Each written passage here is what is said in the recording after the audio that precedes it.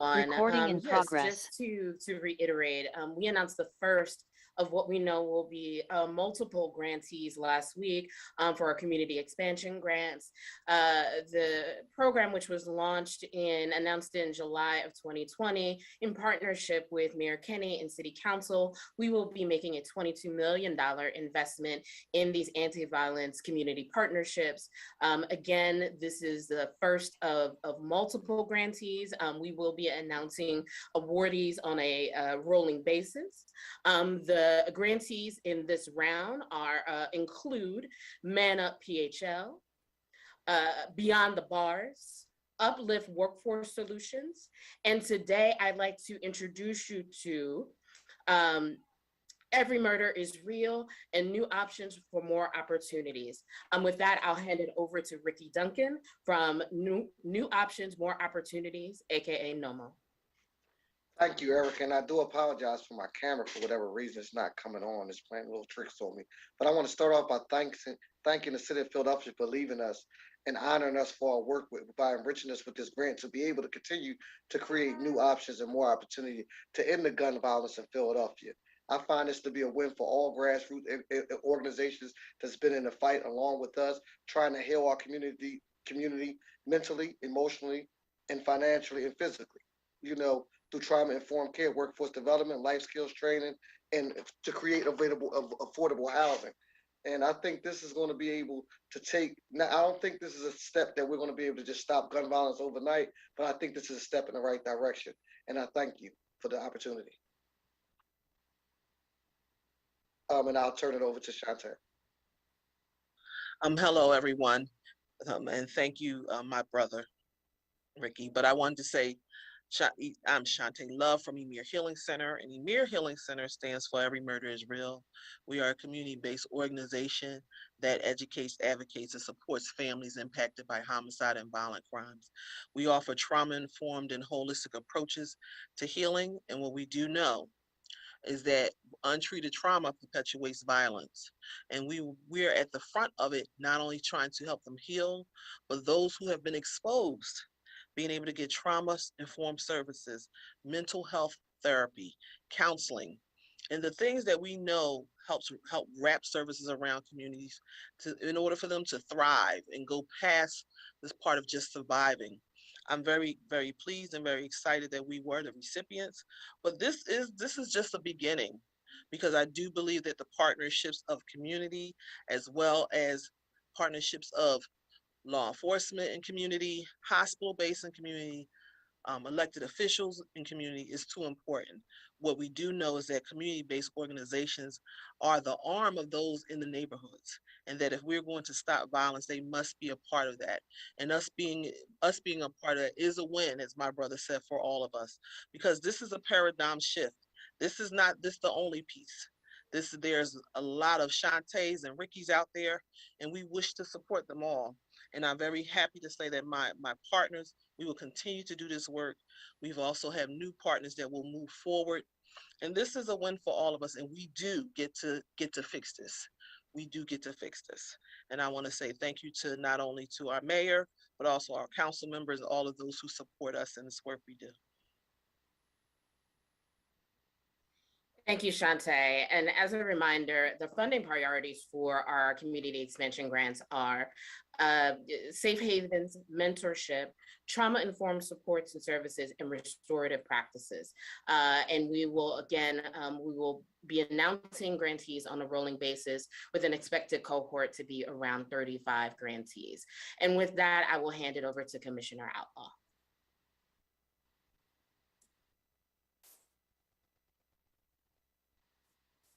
Thank you, Erica. Good afternoon. During the past few press conferences, we've been discussing how violent crimes are steadily trending in the right direction. As Deputy Commissioner of Patrol Operations Joe Dill will highlight a bit later, we are currently seeing a slight increase of shooting and homicides overall throughout the city. But with that said, the overall reductions in violent crime, specifically within our pinpoint grids, are continuing to decrease at a strong and steady rate. This means that our Operation Pinpoint strategy is working, with significant decreases in violent crimes throughout multiple districts across the city. In fact, several districts have seen double-digit decreases in homicides since the last year and 6 have seen double-digit decreases in non-fatal shootings. For example, in the 1st district, under the leadership of Captain Safino, we've seen a 41% decrease in shooting victims and a 26% decrease in homicides. In the 12th district, under the leadership of Captain Driscoll, we've seen a 13% decrease in shooting victims and 10% decrease in homicides. In the 14th district, under the leadership of Captain Smith, we've seen an 18% decrease in shooting victims and a 39% decrease in homicides. In the 15th district, under Captain Walker, we've seen an 11% decrease in shooting victims. And even though it's flat, it's even, we've seen a 0% increase in our homicides there. In the 17th district, under the leadership of Captain O'Donnell, we've seen a 46% decrease in shooting victims and a 43% decrease in homicides. And then also in the 26th district, under the leadership of Captain Fisher, while we've seen a slight increase of 4% in our shooting victims, we've seen a 42% decrease in our homicides. In addition to these promising statistics, we've also seen some exceptional early results in our newly formed Kensington district. Under the leadership of Lieutenant Lee, which falls under the direction of Captain Rosario. For those who don't know, the Kensington district began operations on January 24th of this year. This new police district is not only a reflection of our pinpoint crime fighting strategy, but also an illustration of the type of hand-in-hand efforts police are trying to accomplish within the neighborhoods that they serve. The purpose of this smaller district is to ensure that the police work closely with this particular community, which has been plagued with increased violent crime and continued narcotics issues for generations. The results of this new crime fighting effort have been fairly significant. Since the district's formation, the area has experienced an overall decrease of 17% in violent crime, and most notably, a 32% reduction in shooting victims, as well as a 43% reduction in aggravated assaults with a firearm. Additionally, we've seen an overall reduction in property crime by 23%, with the reduction in residential burglaries reduced by 50% over the same period last year. Through the combined effort of Kensington District, our East Division personnel, along with support of narcotics enforcement, the district boundaries has achieved a 127% increase in arrests for VUFA, or violation of the Uniform Fire Act. That's right, a 127% increase in the amount of arrests for individuals carrying illegal guns. While positive returns within these varying districts are geographically spread throughout the city, overall, yes, shootings and homicides are still up. And we still have a lot of work left to do. And we must continue to chip away at the violent crime that's touching every single one of our communities. These positive trends haven't occurred overnight. And thanks to the continued efforts of our officers who, despite reduced resources, continue to make a record number of gun confiscations and gun arrests. As of today, we are 167 gun confiscations short of what we recovered just all of last year. We are well on track to significantly surpassing last year's numbers, a year where we are set to record an all-time high in both categories. Briefly switching gears, during last week's City Council hearings, we, PPD and Council, discussed our staffing levels and how those staffing numbers have slowly been dwindling away for various reasons. While our operations aren't impacted by these staffing shortages at this point, if our recruitment applicant rate does not intensify and we don't get our open positions filled, the PPD may have some difficulty providing basic public safety services to the community. To that end, I encourage anyone who's interested in becoming a police officer to apply. Please apply and be the difference. We are in the midst of a movement in policing, and we need individuals with unique experiences from all walks of life to join our ranks. We will be holding a recruitment drive starting November 1st and ending on November 30th. Anyone who's interested in becoming a Philadelphia police officer is encouraged to visit our website at www.joinphillypd.com for more information. But before I also turn this over to Deputy Commissioner Ben Nash, who's our Deputy Commissioner of Investigations, who will provide an update on a number of cases that we wish to highlight, I want to discuss some recent incidents that occurred throughout our city. This past Monday, a tragic double shooting occurred outside of Lincoln High School in the Northeast. In this shooting, a 66-year-old man and a 16-year-old boy were struck. Jeffrey Carter, the 66-year-old victim who was simply driving by in his vehicle, was fatally struck in the barrage of gunfire. The second victim, a student from Lincoln, remains in critical condition at an area hospital. Although this appears to be an isolated incident at this time, we will continue to work with school safety officers and the School District of Philadelphia to ensure that incidents like this do not happen again. As we've discussed in previous meetings, the Safe Corridors program is a joint effort between the PPD, the school district, and community partners to ensure that our students remain safe, not only while in school, but on their way to and from school as well. On our end, the PPD will increase patrols around Lincoln High School and continue to gather intelligence through multiple mediums to ensure that there are no retaliatory actions as a result of this incident. I lament the fact that anyone, was not able to stop this incident from occurring.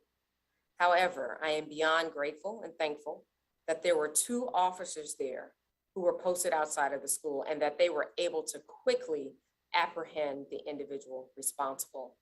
They are heroes. At a busy time when there were dozens, if not hundreds of children in the area, we are very fortunate that there were not additional victims. I also want to take this time to acknowledge the bravery of my officers, particularly over the past several weeks. On October 1st, 2021, a man entered an office building in the 5200 block of Old York Road. The gunman, using a homemade zip gun, encountered an unarmed security guard and killed him. PPD officers raced to the scene where they encountered the gunman and quickly apprehended him without additional injuries to civilians or to the offender. Then, 3 days later, an employee walked into Jefferson Hospital with a firearm and shot and killed a coworker of the hospital. He then left the hospital in a U-Haul truck. Officers encountered the male suspect, now armed with a rifle, at the 3800 block of Lansdowne Drive, and a gun battle ensued. The suspect was shot twice, once in the left collarbone and once in the right collarbone. 2 of our officers were also wounded in this exchange of gunfire. Officer Arsenio Perez was shot once in the right arm, and Officer Edwin Perez was grazed in the nose. We are extremely lucky that these officers survived. And I, along with the members of the PPD, wish them a full and speedy recovery. All of these officers showed extraordinary courage, and there are many, many more just like them who run towards gunfire on a daily basis and get little accolades. I want to thank our officers for their continued efforts and their dedication in keeping our city safe. These 3 incidents highlight the fact that when individuals armed with guns are intent on doing stopped. Circumstances and opportunity Recording is all in they progress. need to put their plans in action. All 3 of these killers were quickly stopped by our officers, but these situations have to be mitigated on the front end, and it's going to take all of us, the entire community, to make sure that happens. I will now turn this over to Deputy Commissioner Joel Dales, who will provide an update on our crime statistics. And before I do, I'd like to briefly mention that myself and Acting U.S. Attorney for the Eastern District of Pennsylvania, Jennifer Arbitier Williams, are hosting an Asian Community Safety Initiative virtual town hall tonight at 5:30. At this town hall meeting, we will discuss collaboration with law enforcement agencies that will work together to investigate and prosecute hate crimes and violent crimes directed at the Asian community in Philadelphia and the Eastern District of Pennsylvania. I invite you to join us tonight on Facebook, and if you can, also find or follow a link on the Twitter account, my Twitter account at PPD Commish, as well as the main PPD Twitter account at Philly Police. Deputy Commissioner Dales. Thank you, Commissioner. Good morning, good afternoon, everyone. Can you pull up the slides, please?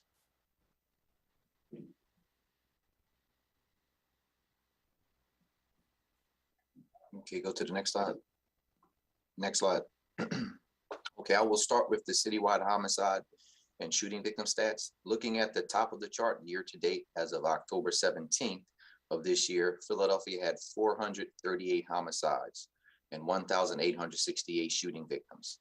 In comparison to last year, homicides are up 14%, 438 this year versus 385 last year, and shooting victims are up 9%, 1868 this year versus 1720 last year.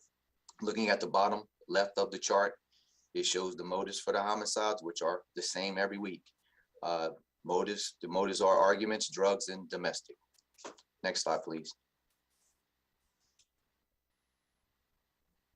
Okay, this slide shows the citywide homicide and shooting victim stats weekly comparison. From October 11th, if you look to the far right of the chart, from October 11th to October 17th, we had 7 homicides, 33 shooting victims, which include the homicides and multiple shooting victims, and 31 shooting occurrences. I want to point out that 3 of the homicides for this week are delayed cases where the victims later succumbed to their injuries. The first case, the date of the assault occurred actually last year in December. So we're carrying those numbers in that number 7 for this week. And also the second case was May 20th of this year, and the third was October 3rd of this year.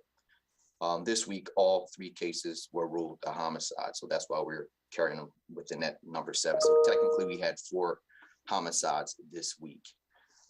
Next slide, please. Okay, this slide shows the comparison between citywide homicides and homicides that occurred in our pinpoint grids. If you look at the top chart, it shows citywide homicides up 14%. And looking at the bottom chart, it shows homicides in the pinpoint grids up 3%. Next slide, please. This slide shows the comparison between citywide shooting victims and shooting victims in the pinpoint grids. Citywide shooting victims are up 9%, and the pinpoint grids are down 13%. So as you can see, we're seeing that steady downward trend. Next slide, please. So I wanted to show this slide to show you where we are when you look at the 6-week year-to-date percent comparison. So this week we are in the green. Green is good, red is bad. So at the top of the chart, you see the citywide homicide and shooting victims. As you can see, in comparison to last week, we are actually down in comparison to last week. We have 14% this week versus 15% last week. If you look at December, you start to see that downward trend from December 20th, I will say, all the way down to October 11th. Same with the shooting victims as a whole citywide. We're down 9%. And if you look at last week, we were down 10%, vice versa with the prior week's 11%. Looking at the bottom of the chart, which is our pinpoint grids, we are in the red, which is slightly up in comparison to last week. We were at 2% last week. We are slightly up 3% this week. And as far as our shooting victims, we are down 13%, which we were at the same percentage last week. Next slide, please. This slide shows the year-end total VUF arrests for 2017 through 2020, and the total VUF arrests year-to-date for 2021 from January 1st to October 18th. VUFA is an acronym for Violation of Uniform Firearms Act. So when I mention VUFA arrest, it basically means that the person was arrested for illegally possessing a firearm. In 2020, we reached an all-time high for VUFA arrests. I know I mention this every 2 weeks, but I just want to stress that that was our all-time high, was 2,324. And so far this year, we have made 2,100 VUFA arrests. I would also like to point out that this time last year, we had 1,641 VUFA arrests, which is a 28% increase when compared to the year-to-date total. Next slide, please. All right, as of October 18th of 2021, we are at 4,822 crime guns that we recovered in our city. A crime gun is any gun recovered by the police as part of a criminal investigation. I also want to make note that this number does not include guns from the buyback or turn-in programs that were running this year. Last year, we recovered 4,015 crime guns by the end of October. Comparing that number to this year's number year-to-date, which again is 4,822, we're currently showing a 20% increase, which is 807 more crime guns recovered this year compared to last year, from January to the end of October. And again, we didn't finish October yet, but we're already at 4,822. If we continue at this rate, we will reach a total of 6,048 by the end of the year. Next slide, please. And lastly, year to date, 460 privately made firearms, which is also known as ghost guns, were recovered in Philadelphia.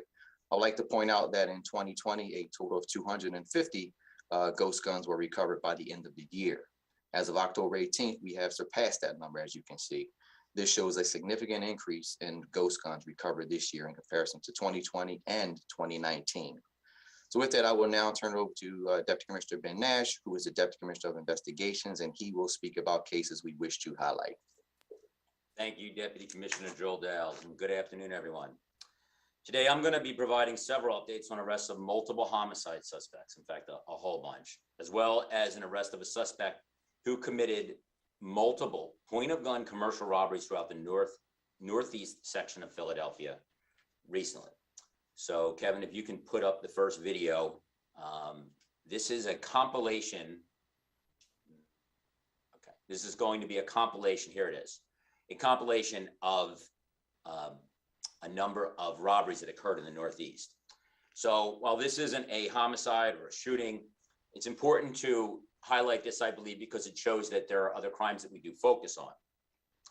This individual is a suspect who committed 11 commercial robberies throughout the Northeast.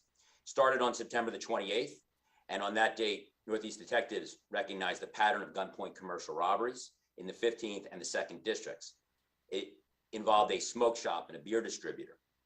It involved a black male wearing a black Adidas hooded sweatshirt. He had green camouflage sleeves, and in both of the cases, the offender selected merchandise and brought it to the counter. And you're seeing a snippet of each of those robberies that was captured on the video. When the employee opened the register, the offender produced a black pistol. He racked the slide and he demanded money. Over the next week, he continued to commit several of the commercial robberies throughout the Northeast with the same pattern. And then on October the 5th, command staff had all gotten together to develop a comprehensive response plan of action to respond to the pattern and get him in custody. And on that same day, October the 5th, the offender robbed a beer store in the 7th district at around 7 o'clock. And at 8 o'clock, he robbed a smoke shop on the 14,000 block of Bustleton Avenue. And then 20 minutes later, he robbed a beer distributor on the 13,500 block of Bustleton Avenue. Uniformed police flooded the area. Responding officers noticed the man standing on the corner across the street from the beer distributor at the bus stop, identified him as a possible suspect. When the officers attempted to make contact with him, he fled. The officers pursued the male, eventually apprehending him. Recovered from his waistband was a Masada 9mm pistol. Also recovered was a black Adidas hooded sweatshirt with green camouflage sleeves, which matched the description of the clothing worn in all the other robberies. He's been identified as Michael Malcolm, a 24-year-old male from the 2100 block of North 22nd Street. He was arrested. He was charged with 11 commercial robberies. So that is the Northeast pattern. And now I'm going to go into update on numerous homicides. Kevin, if you can change this to the next video. And what you're going to be seeing is a video from an incident that occurred on May 31st, as you can see on your screen. It was at 12:53 p.m.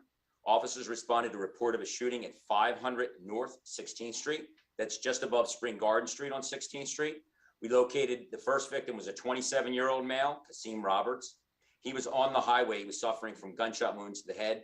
And a second victim, 22-year-old male, Raheem Hightower. He was in the passenger seat of that vehicle that you saw move from the scene.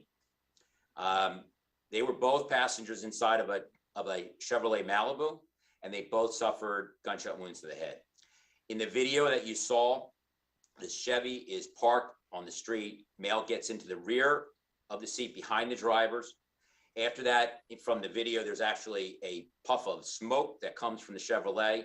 And as the Chevrolet moves forward, the male, who is our shooter, jumps out of the back of that vehicle. He falls to the ground. He has an object in his hand.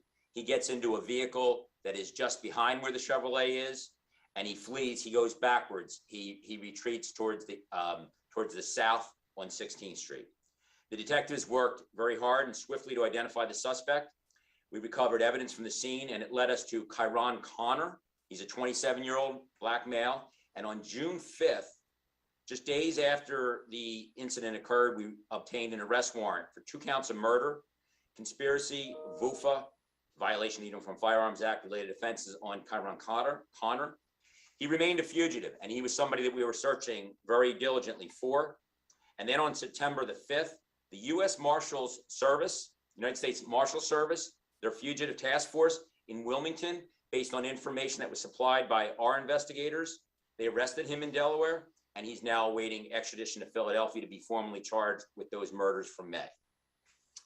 Now what you're seeing on the screen is going to be well, these are going to be pictures of individuals that we've arrested in these past 3 weeks since the last press conference. What you see on the screen right now is a picture of Mr. Ramirez. And this incident occurred on September the 23rd, just under a month ago. At 8:30, officers responded to 1300 block of Wakeling Street in the lower northeast for a report of a person with a gun and a shooting. When the officers arrived, they located an unidentified victim who had suffered multiple gunshot wounds to the head and the body. In the following morning, on September the 24th, family members of Amaury Nunez, a 34-year-old Hispanic male, reported to police that he'd been abducted. Mr. Nunez had been abducted, and that on September the 23rd, the day before, they were contacted by unknown individuals demanding a large ransom for the return of Mr. Nunez. Our special victims unit, which was initially running on this incident as a result of a possible abduction, they were quickly able to connect the report of the abduction to the unidentified victim and recognize that the person being reported as abducted was in fact the individual who was found deceased on the day before, and that was Amaury Nunez. Through a coordinated effort by our homicide unit and our special victims unit, detectives quickly developed the suspect and learned that the suspect, who's identified as Mitchell Ramirez, who you see on the screen, 29-year-old Hispanic male, had been arrested just hours after the police had discovered the body of the victim. This male was arrested on an unrelated charge, but it did involve an arrest with a gun. The firearm was recovered, and a ballistics identification match between the firearm recovered from the arrest of Mr. Ramirez was compared to the scene from the ballistics from the homicide back on Wakeling Street, and it was a match. So on October the 1st, our homicide detectives obtained the arrest warrant for murder, kidnapping, unlawful restraint, conspiracy, violation of Uniform Firearms Act, and related offenses on Mitchell Ramirez. And on October the 6th, while Mitchell Ramirez was still in the CFCF in our jail, he was still in custody. Our homicide unit brought him down, and he was charged with the brutal murder and kidnapping of Amaury Nunez. And now I'm going to go through a whole list of others that we've arrested, and I'll quickly provide some information on each of these arrest photos that you're able to see. Since that last press conference on the 29th, since the last press conference on the 29th, we've arrested 13 individuals wanted for recent homicides, and that includes the two that I spoke about, Mitchell Ramirez as well as Kyron Connor. The others are, you have a picture of Russell Hill up on the screen. And on May 9th of this year, two victims, Markel Amir Smith Rafi, a 23-year-old male, and Samir Lindsay, 17-year-old male, along with two other shooting victims, were found shot multiple times at 147 East Albana Street. An arrest warrant was obtained on May 14th, and this offender, Russell Hill, was arrested on September 30th of this year for the double homicide. I spoke about this incident before. This is the second arrest made in reference to the case. We had previously arrested D'Angelo Thomas on May 16th for this double homicide. Now you can go to the next one. This is a photo of Terrence Johnson, an arrest photo of Terrence Johnson. The incident was on May 28th.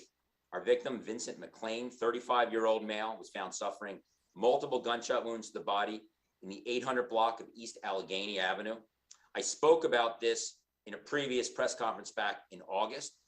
At that time, I had video from a store. It was very good video, but we were not able to identify who the individuals were in the video.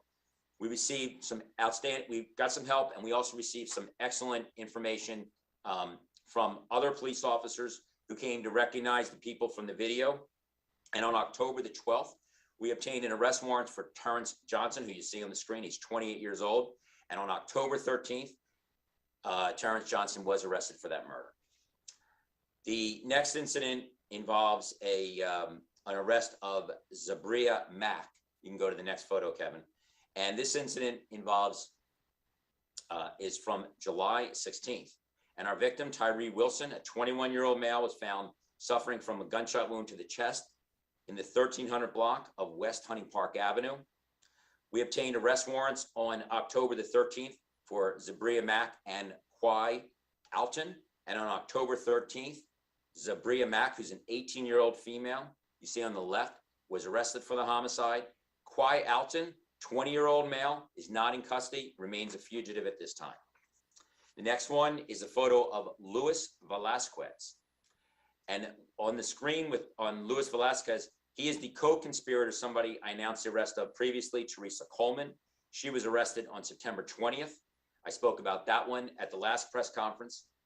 This references back to an incident that occurred on August the 15th.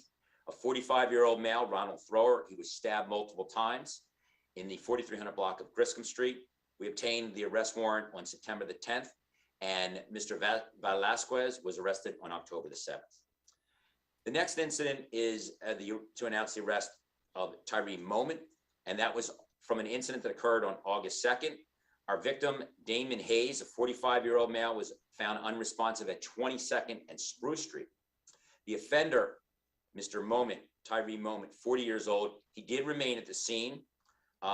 He approached responding officers, informed the officers that the victim was in fact his brother-in-law, and they had a physical altercation.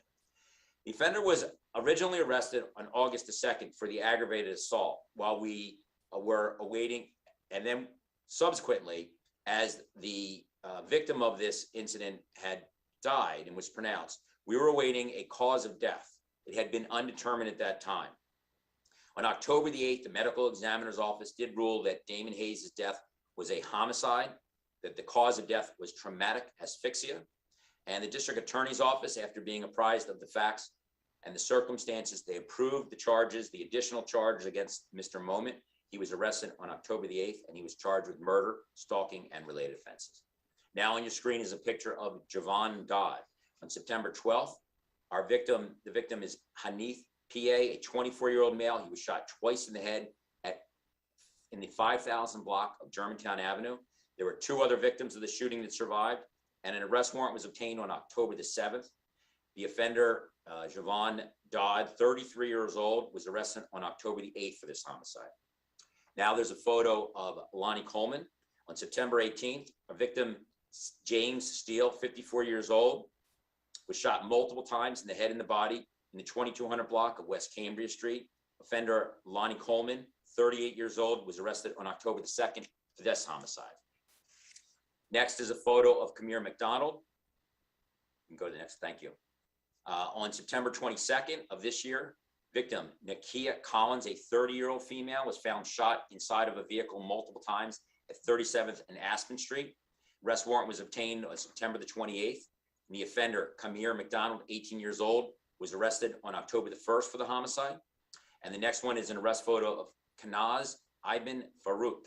And on October the 3rd, our victim, 45-year-old Gregory Wright, was found shot, suffering from multiple gunshot wounds to his body and the back of his head in the 5900 block of Market Street. The offender, Kanaz Ibn Farouk, 27 years old, was arrested moments after the homicide. And the commissioner mentioned the 2 active shooting incidents that our officers bravely responded to. This is a photo, it's already been released, of Wayne Dorless. This is the active shooter case that happened at 5201 Old York Road. The victim, Nasir Day, 25 years old, was working as a security guard at the location. Officers quickly responded, devised a tactical approach based on their training, were able to locate the offender, Wayne Dorless, 59 years old. He was still on location. Commissioner mentioned he had a homemade weapon that fired shotgun. And the last one that I have a photo of is the photo of Mr. Stacy Hayes. And this one refers to the incident from October the 4th, where the victim was Andre James, 43-year-old male. He'd been discovered shot multiple times in the arm, the back, the head on the 9th floor of Jefferson University Hospital at 111 South 11th Street. The offender fled before the officers arrived, but shortly thereafter, we located the offender, Stacy Hayes, on Lansdowne Drive behind the School of the Future at 4000 Parkside Avenue. And it was not known to the officers at that time that this offender had just killed a man inside of Jefferson Hospital 1 hour earlier. He was carrying an AR-15 at this time. He was also wearing a ballistic vest, a bulletproof vest. Upon approach, the offender immediately began shooting at the officers. And despite incredible dangers to themselves, the officers bravely engaged in an exchange of gunfire with the offender, resulted in 2 of our officers were shot, as the commissioner mentioned in her presentation. The offender was also shot during the incident. He was taken into custody. We are thankful that our officers are going to survive. And I can't praise them enough for their bravery and their poise in such a stressful situation. These 2 events from a few weeks back dramatically demonstrate the dangerous challenges that our dedicated officers may face at any time while providing first responder service to the citizens of Philadelphia. And finally, I'm going to touch on the incident that the commissioner also spoke of, who I don't have the photo of, but that is the arrest of Aaron Scott, 21 years old, for the incident that occurred just on Monday at Lincoln High School. And in that incident, our victim, a 65-year-old male, Jeffrey Carter, was a completely innocent male individual who was driving along the roadway, probably on his way, we believe on his way home, and shots were being fired as a result of a dispute that had happened between the brother of our shooter and others. And the shooter fired multiple times. He struck Mr. Carter in the head. He died a short time later at the hospital, and a 16-year-old victim is still in critical condition. We're hopeful that he will be able to survive as a result of that shooting. So that covers a lot of the things that the homicide investigations from the last 3. And with that, I'm going to turn it back over to Kevin at the mayor's office. Thank you. We will now move to Q&A for members of the press. Because of limited time, only 1 representative from each media outlet is permitted to ask questions. And we're going to start with 2 questions or fewer, just given the timing right now, and potentially open it up after that. So 1 media outlet and 2 questions per reporter. Today, we are limiting topics in the first round to questions related to presentations. Armando is also available for Spanish interpretation as needed. So first up, we're going to go to Kristen Johansson of KYW. Hello, yes. So the first question, this is for Commissioner Outlaw. So you mentioned that there's a decrease in crime and violent crime in the pinpoint grids. 1, what do you attribute that to? And 2, if there's a decrease in those grids, why not expand the grid, I guess, the pinpoint areas to other maybe more violent areas? Thank you for that question. I think that's a common sense question too, because we typically say, hey, we know what's working there. Why not do it everywhere? The whole point behind pinpoint and using our grid system or our grid model is making sure that we're following the data. We know that these grids are smaller parts of the city that's driving the largest percentage of the crime. If we're able to continue, sustain, and increase the gains that we're seeing in these pinpoint areas, ultimately what should happen is that citywide, the numbers will go down. That's what we're working toward. Prior to my arrival, actually when I arrived here, we only had a small amount of pinpoint grids for various reasons. We needed to hire more analysts, so on and so forth. It was a resource issue. We've since expanded the grid so that they're citywide. So we do have citywide coverage within these grids. And again, we are flooding these areas because that's where the data is taking us. We know that it works. And again, I highlighted maybe 6 or 7 districts, but that doesn't include, we have over 40 districts, pinpoint grids in the city. So we're still working to ensure that we're seeing these gains in other parts of the city too. But we all know that neighborhoods and communities differ. So hopefully that answers your question. We do have citywide coverage, but we're still following the data with the resources that we have. And I'm not counting this as my second question, but the attribution, what do you attribute the? Oh, thank you. I'm sorry. Again, we have a framework that was put in place. There is a plan. We have an operating model. Pinpoint utilizes all of the best approaches or what's considered best practices all throughout the country, whether it's collaboration with local, state, and federal partners, but then also including collaboration with human services, community engagement and inclusion, and making sure that we are focusing on the right people and or groups and or areas.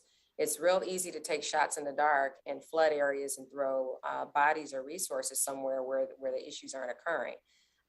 We also know, I mean, we've done several press conferences, but in some areas, like in the Southwest portion of the city, we knew we were able to take a big bite out of what was going on or chip away at what was going on because of our federal and our state partnerships, our involvement on task forces, whether it's regarding narcotics or guns. So that we're seeing a significant amount of decreases in those areas because of the enlistment of the help of our partners as well.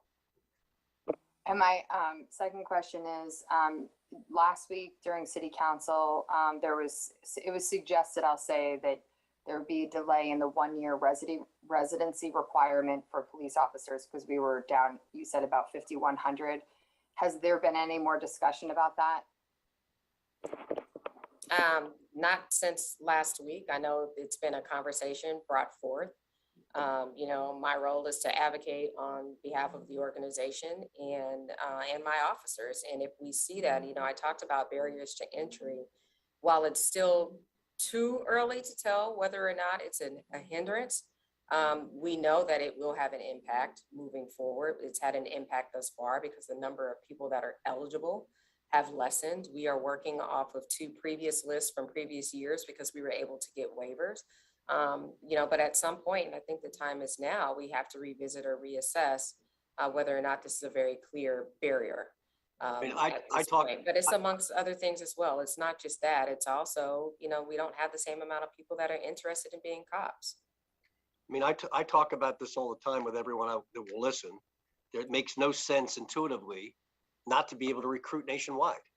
And it makes no sense that anyone nationwide would want to commit to a year of living in Philadelphia prior to applying for a job, not just the promise of the job. I mean, the way it was until recently was we could go on college campuses, military bases, other places in the country, attract high quality, diverse people, and then offer them a job and give them 6 months to move in.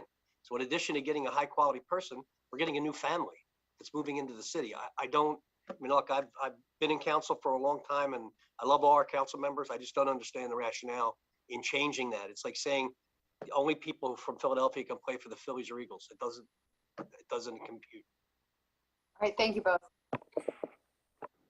Thank you, Kristen. We'll now move to George Solis at Channel 6.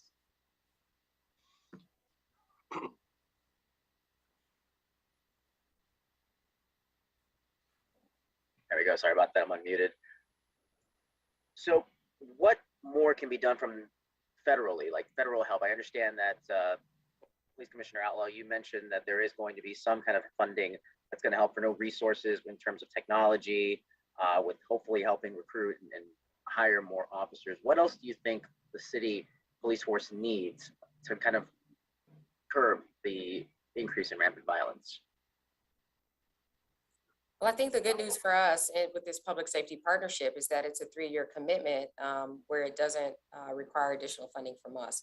Technical assistance is going to be huge. Again, we have a solid plan, but we're a learning organization. And what this does is allow us to not only benchmark against other agencies of comparable size with comparable issues, but it also allows peer-to-peer engagement. It allows for visits, exchanges, and it allows us to hone in on some key areas that we know we need to strengthen. I'm hoping that we get some pretty strong technical assistance in the areas of streamlining forensics and evidence and using our evidence as intelligence to inform and help clear cases, as opposed to what Director Garvey would say, as opposed to back in the day when our labs were solely used to prepare folks for court.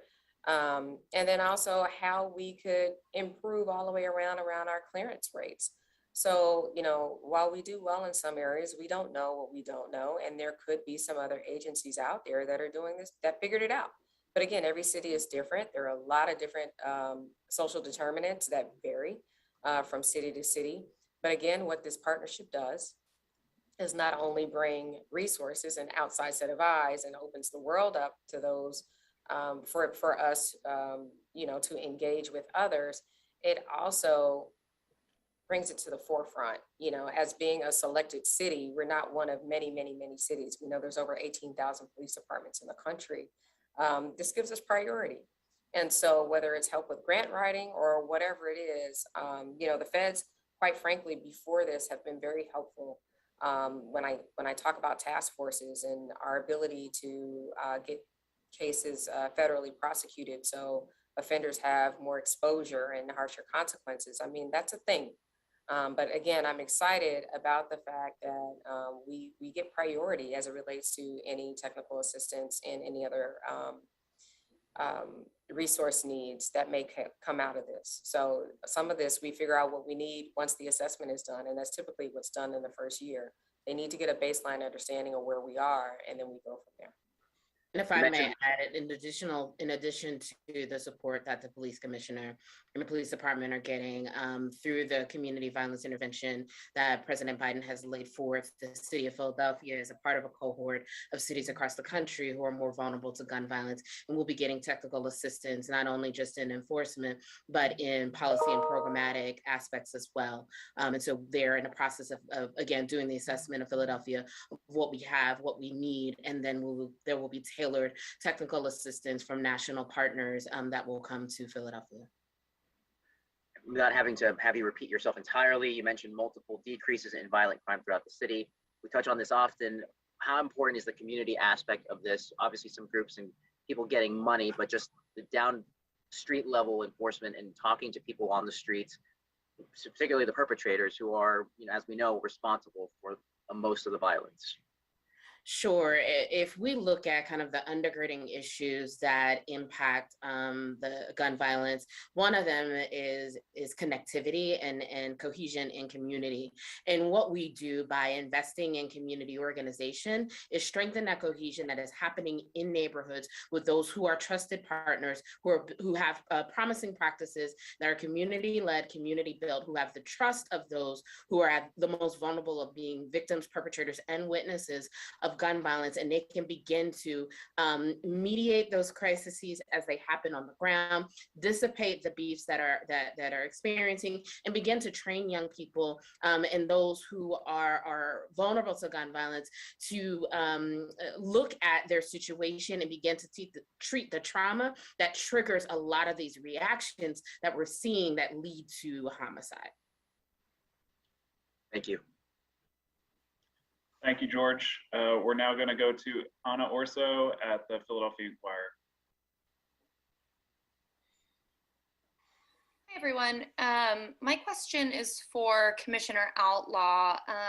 Commissioner, you've talked quite a bit in the past few days, especially about Operation Pinpoint and some of the gains that the department has seen in specific police districts.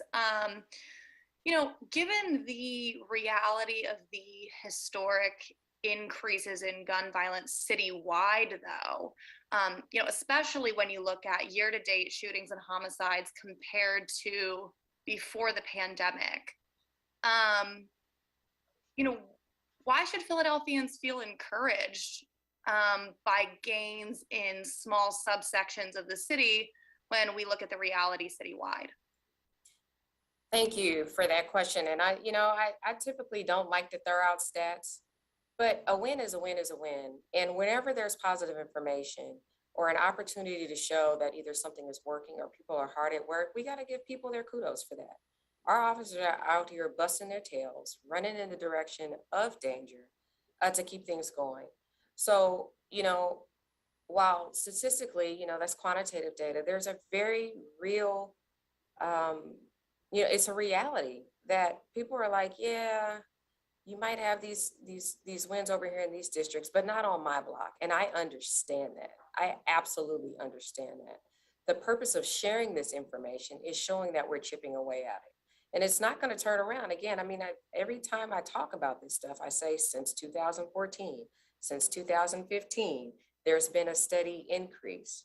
But I think we would be remiss in all of our duties as leaders not to share when something is working. People need to know that slowly we're chipping away at it.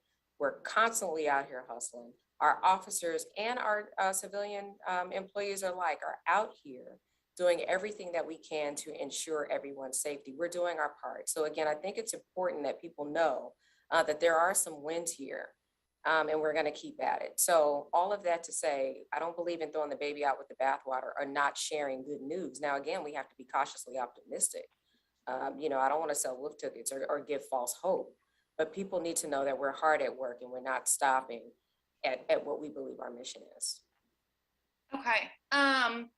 You know, it's my understanding this strategy has been in place since 2019, I guess. Can you talk a little bit about, you know, what you've learned in that time? I mean, would you consider it to be a successful strategy at this point? And how do you think about it moving forward in, you know, I don't know, the next year or two? Yeah, I mean, I can talk about pinpoint, right? And that's how PPD operationalizes the administration's overarching strategy of the Philadelphia Roadmap for Safer Communities. It was kicked off prior to my arrival, but going back to the point that I made earlier, we didn't have a true operational framework. We didn't have the coverage that we now have. We didn't have the number of pinpoint grids that we had. We were, you know, concentrated in only smaller parts of the city. We're now citywide. We didn't have the intelligence analysts assigned to each of the districts that have since expanded. We didn't have a very clear understanding of how information was to be shared and what roles and responsibilities were. So while, yes, there was something in place in 2019, very early on upon my arrival, it was made clear that there were some areas that could be strengthened, and we've only continued to grow and strengthen the plan as time progresses. I made very clear that in order for any of this to work, we have to have the resources that we need to do it. We don't have the same resources that we had a year ago. And quite frankly, another reason why I share positive information when we have it is to let people know that we're still making do with what we have the best way that we can. And there also has to be collaboration. And I believe that our collaboration with our state, local, and other federal partners have gotten stronger, much stronger, as evidenced by the partnership that we just announced and the fact that we're part of a White House initiative. That's nothing to sneeze at. That's a deal. So this is only improving over time, you know, not discounting the fact that all of the things that we've been through in the last year and a half. So I think there's, again, been some lessons learned. We've been strengthening and improving as we go. And I look forward to learning whatever else comes out of the technical assistance that we get from the DOJ. Thank you both. We're now going to move to Saj Purple Blackwell.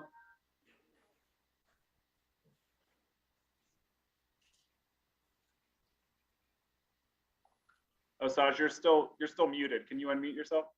Thank you. Yeah, okay. Sorry about that. Good afternoon, everyone. This question is for the Commissioner Outlaw and Mayor Kenney, or the powers that be that were responsible for the decision making. But you did point out that there, and specifically in the 14th district, was an 18% decrease in crime and in homicide.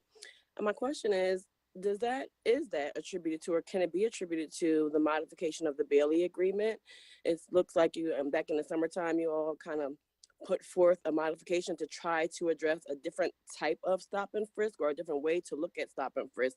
Has that been a direct impact in the 14th district specifically? And if so, again, are we going to continue that around the city? I think that's a really good question, but I think it's too early to tell, because we, you know, the pilot is fairly new. And so while we don't have that assessment yet, obviously anything that we implement, the whole point of a beta test or a pilot is to see, you know, work out any kinks and then see if there's success. And if there's successes, how do we put that in a bottle and sell it? I like to say.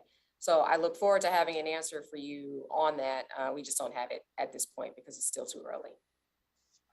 Okay. Thank you very much. And then in regards to the safe corridors, do we yet have any numbers or projections on, how many police officers we do have working in specific corridors, or how many community groups such as Town Watch are involved, or volunteers, or are we going to try to accommodate some of those numbers, because it seems like the fact that we did have two police officers there at the Lincoln High School shooting, we didn't have those same police officers at the Franklin Learning Center incident. I can answer that. So in reference to the numbers, the numbers vary, which I talked about before. And at Franklin Learning Center, there were police officers there. As a matter of fact, after that shooting incident occurred, the officers arrested a male who was in possession of a gun. So there were police officers there at Franklin Learning Center, as well as school safety police. So they were definitely there. As far as the numbers, again, the numbers constantly change based on our staffing, what officers we have available, but we are focusing on schools that has a potential for increased violence around those schools. We have been working with school safety, the school district of Philadelphia. We had a meeting last week in reference to increasing our presence around certain zones within the school areas. We are now up to 25 zones. We'll be going to full implementation by Monday of next week.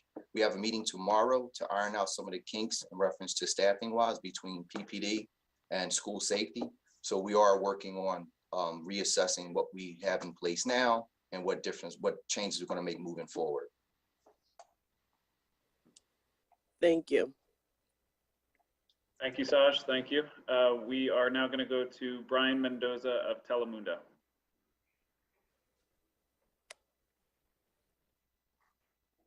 Hi there, good afternoon. If I could have Armando translate.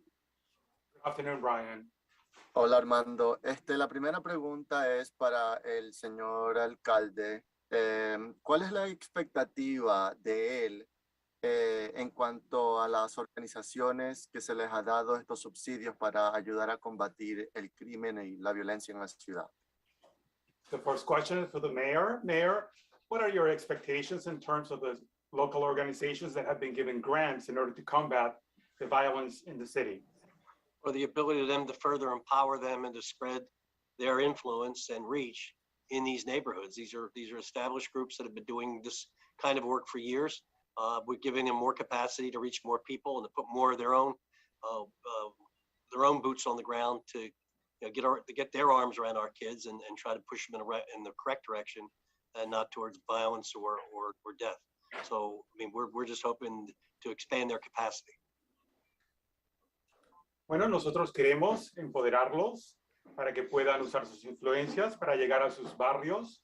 Hay grupos hispanos que pueden llegar a la gente utilizando sus recursos para poder corregir la dirección en la cual van sus vidas, alejándolos de la violencia y de la muerte, por supuesto. Gracias. Brian? Armando, gracias. And if I could do a follow-up question to that. Esto se ha registrado durante todo el año. Se le han estado dando subsidios a diferentes organizaciones. ¿Qué tipos de éxitos él ha visto con este tipo de subsidios para las organizaciones en cuanto a la lucha contra la violencia en la ciudad? This is a follow-up question for the mayor. Mayor, this program that has been giving grants to groups in the city has been going on for about a year now. What sort of success have you seen as a result of this program? I'd ask Erica if you could get on. You're more intimately involved. Sure. Thank you, Mayor. And thank you for your question, Brian. What we have seen and what some of the successes have been, and so there are two grant programs. And so our targeted community investment grant program has had now 4 cohorts. That is a smaller grants between $1,500 and $50,000.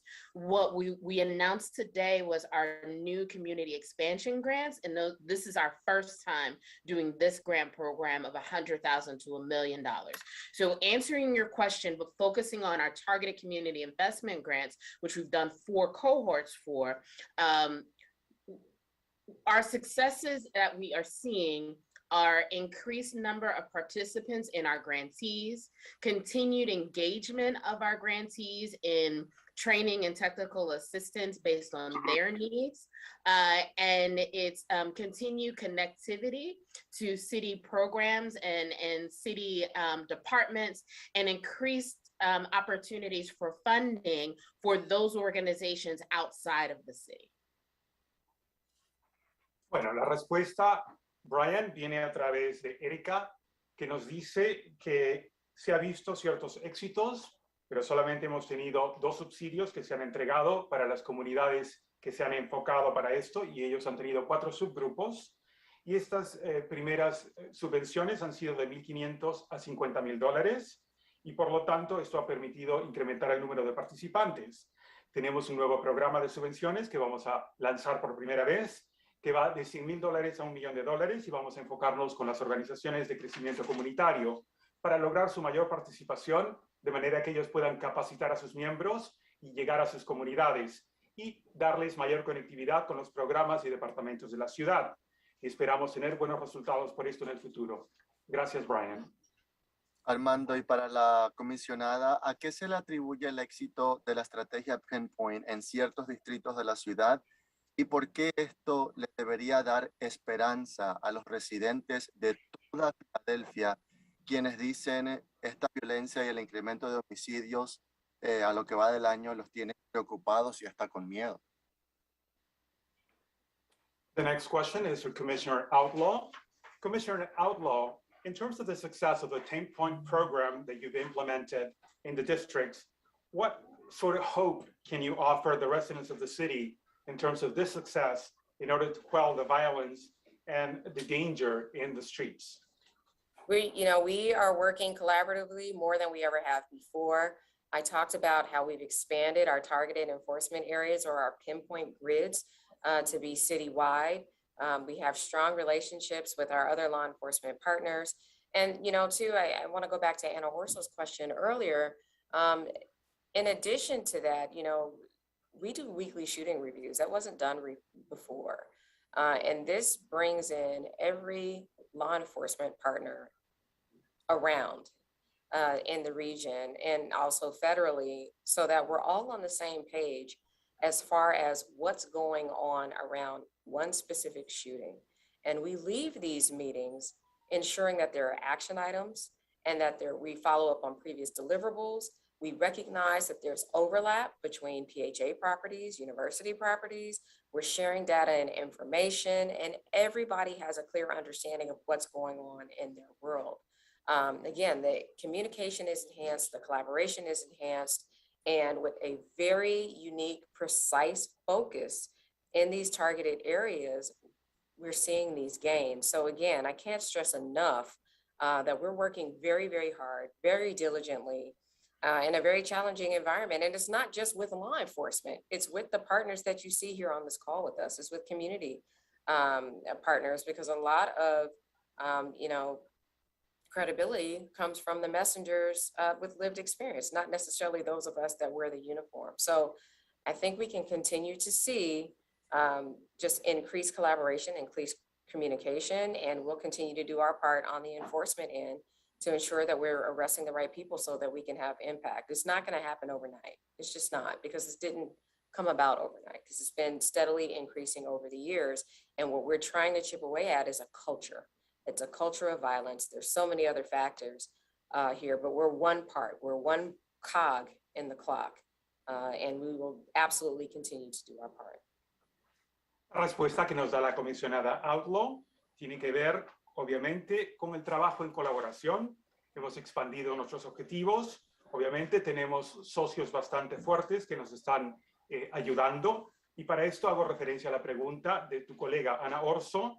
Estamos teniendo por primera vez repasos sobre los tiroteos que hemos tenido. Esto es algo que no teníamos anteriormente. Lo estamos haciendo con las agencias del orden y con nuestros socios a nivel regional y a nivel federal. Estamos viendo qué es lo que ha estado sucediendo, examinando estas acciones, viendo sobre nuestras metas que habíamos trazado, y también vemos que se juntan con otros objetivos. Estamos compartiendo datos también, y estamos tratando nosotros, obviamente, de lograr una cooperación y una comunicación más cercana con nuestros socios, tratando de resolver estas inequidades y precisamente no puedo subrayar suficiente el trabajo duro y diligente de nuestros miembros de la Fuerza Policial de Filadelfia, las agencias del orden y también nuestros socios comunitarios. Nosotros, para tener credibilidad, tenemos que poder conseguir resultados y también tener los mensajeros adecuados, no solamente aquellos de nosotros que llevamos puesto el uniforme, para poder incrementar la colaboración y la comunicación. Y también, finalmente, recordarle a la gente de que este es un problema sistémico de larga data, que no se va a solucionar de la noche a la mañana, porque no se ha dado de la noche a la mañana. Se ha estado incrementando poco a poco, y también nosotros queremos cambiar esta cultura de la muerte y la violencia que tanto daño nos hace en la ciudad. Muchas gracias, Brian. Gracias, hermano. Thank you, guys. All right, thank you, everyone. I do want to give, we have a hard stop at 2:10, but I do want to give Dale Mezzacapa from Chalkbeat a chance. And then the rest of the reporters can follow up to press@phila.gov afterwards. Thank you. Hi, thanks for taking my questions. So the principals union later on this afternoon from the school district are going to hold a press conference basically saying that they need more help from the city and more help from the police. They're going to be asking for safe corridors, but I think I just heard Commissioner Dale say that there are some safe corridors. So could you speak a little more to the details about are there safe zones and safe corridors around schools, and are they going to be expanded? So currently, we have safe corridors in place. We had them in place at the beginning of the school year. The problem is we don't have volunteers from the community who want to participate for walking around these safe corridors to assist with coverage. So it was pretty much law enforcement and school safety, and some folks from the school, such as school staff, are concerned. We established 25 zones, which will cover 35 schools. I will have a list of those schools next week. We have it now, but I don't want to put that out until I meet with the principals. The principals will be in contact with the captains of their respective districts. We will go into full implementation by Monday, which I mentioned, and we have a meeting tomorrow to make sure that all concerns are addressed in reference to these 35 schools that we identified. We also, the schools that are not part of this implementation, we also have officers who are assigned to police service areas, which are pretty much their zones that they cover on a daily basis. They also make periodic checks of these schools as well within their patrol zones. So just because those schools aren't part of the safe corridor or part of the initiative we're pushing forward next week, those schools are still being periodically checked by patrol officers as well. So that's where we are with that. I'll have more information next week on where we are with the program. And the reason why we are establishing zones, because we're noticing that we have police officers at the schools. We also are noticing that shootings are occurring a block or 3 blocks away from the school itself. So that's why we have to establish these zones, to make sure that we cover at least a certain range around the schools while during dismissal, and also during the morning time when schools are first starting. And were the police officers who are on site at Lincoln, can you say, was that part of the Safe Corridor program that exists now, or were they there for another reason? Yeah, so part of the officers who were there, they were there during dismissal. Some of the schools where we anticipate problems or potential violence, we have several throughout the city. We make sure we have police officers assigned to those schools. So that's why they were there. All right, thank you. I appreciate your accommodation. Yep. Thanks, Dale, and thank you, everyone. That concludes today's briefing. Reporters with additional follow-ups, again, can follow up at press@phila.gov.